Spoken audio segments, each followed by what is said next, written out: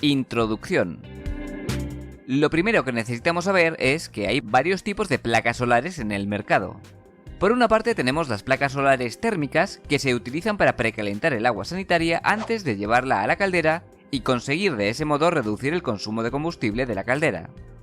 Por otra parte tenemos las placas fotovoltaicas, que se sirven del efecto fotoeléctrico para producir directamente electricidad, aunque funcionan en corriente continua, por lo que no se pueden conectar directamente en la gran mayoría de aparatos eléctricos que usamos habitualmente, ya que estos funcionan en corriente alterna y con valores de tensión mayores de los que producen las placas fotovoltaicas. En este vídeo vamos a centrarnos en el segundo tipo de placas, las fotovoltaicas, ya que son las que más dudas e interés generan. ¿Cómo funcionan? El funcionamiento de una placa fotovoltaica tiene mucho que ver con el funcionamiento del diodo. En ambos casos, utilizamos las propiedades semiconductoras del silicio dopado para permitir el paso de corrientes eléctricas. Pero hay una diferencia fundamental. En el caso de las placas solares, son los fotones procedentes del Sol los que provocan que haya cargas eléctricas libres responsables de la intensidad de corriente. Esto hace que cuando una placa fotovoltaica recibe radiación luminosa, se comporta como un elemento activo, es decir, como un generador eléctrico. Pero eso sí, un generador que funciona únicamente en corriente continua. Como el Sol tiene que incidir directamente sobre el silicio dopado, las células fotovoltaicas son láminas muy finas conectadas entre sí. Principalmente se utilizan tres tipos de paneles. Monocristalinos. Son los más caros y difíciles de fabricar, pero consiguen eficiencias de hasta el 17%. Policristalinos. Algo más baratos y fáciles de fabricar que los monocristalinos. Consiguen eficiencias de hasta el 14%. Paneles finos o amorfos. Son los más baratos, pero solo consiguen eficiencias de hasta el 9%. También tenemos que tener en cuenta que la eficiencia de las placas disminuye según aumenta la temperatura.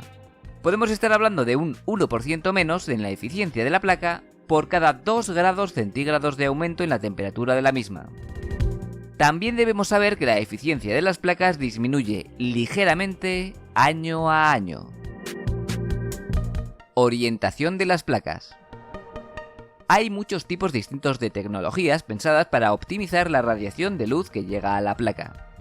Dado que una orientación deficiente hará que la producción de energía de una placa se reduzca drásticamente, vamos a detenernos un momento para explicar esto bien. Lo que tenemos que conseguir es que la orientación de las placas fotovoltaicas sea perpendicular a los rayos del Sol, para que de ese modo la cantidad de luz que incide sobre la placa sea la máxima posible. Veamos un ejemplo. Estamos en una habitación negra con una única ventana cuadrada colocada en el techo por la que entra la luz. Además son las 12 del mediodía y estamos sobre la línea del ecuador, por lo que la luz que entra por nuestro tragaluz está totalmente perpendicular al techo y se proyecta sobre el suelo, también totalmente perpendicular a este, formando un cuadrado de la misma forma y tamaño que tiene el tragaluz del techo. Esto es así porque el Sol está tan lejos que sus rayos nos llegan totalmente paralelos entre sí. Ahora colocamos una placa solar con esa misma forma y tamaño ahí, sobre la proyección de la luz. Es evidente que estamos optimizando la luz que entra en la habitación, pero ¿qué pasaría si inclináramos la placa solar? Pues según aumentemos la inclinación de la placa, habrá más luz que no incide sobre la placa y va a parar al suelo. Si levantamos la placa a 30 grados, la radiación que incide directamente sobre la placa será solo un 87% del total. Si la levantamos 45 grados, será el 71%. Y si la levantamos 60 grados, la radiación que incide sobre la placa solar será solo del 50%. En este último caso, estaríamos produciendo solo la mitad de la energía que podríamos producir con una correcta orientación. Es por esto que muchos fabricantes han desarrollado tecnologías para orientar las placas de manera perpendicular a los rayos del Sol, montando las propias placas sobre mecanismos que se orientan siguiendo al Sol. Algunos sistemas son capaces de girar sobre sus dos ejes, consiguiendo un guiado que puede recordar a las cabezas de los girasoles. Otros sistemas tienen un solo eje de giro. Estos últimos sistemas son más simples y consiguen seguir al Sol a lo largo del día en su movimiento de este a oeste, pero no siguen al Sol en su movimiento a lo largo de los meses, de norte a sur y de sur a norte. Sin embargo, estos dos tipos de mecanismos para orientar las placas no son muy usados para hogares, porque son algo aparatosos y requieren mucho espacio.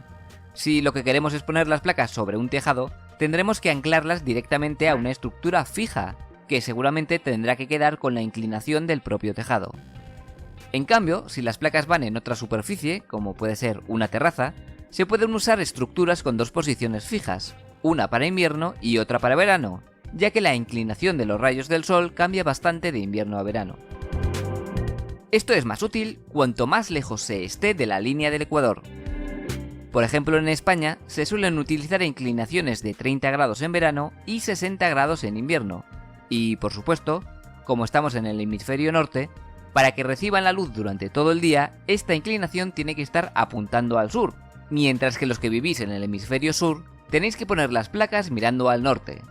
Y los que vivís cerca del ecuador no tenéis que preocuparos por esto. Basta con poner las placas lo más horizontal posible.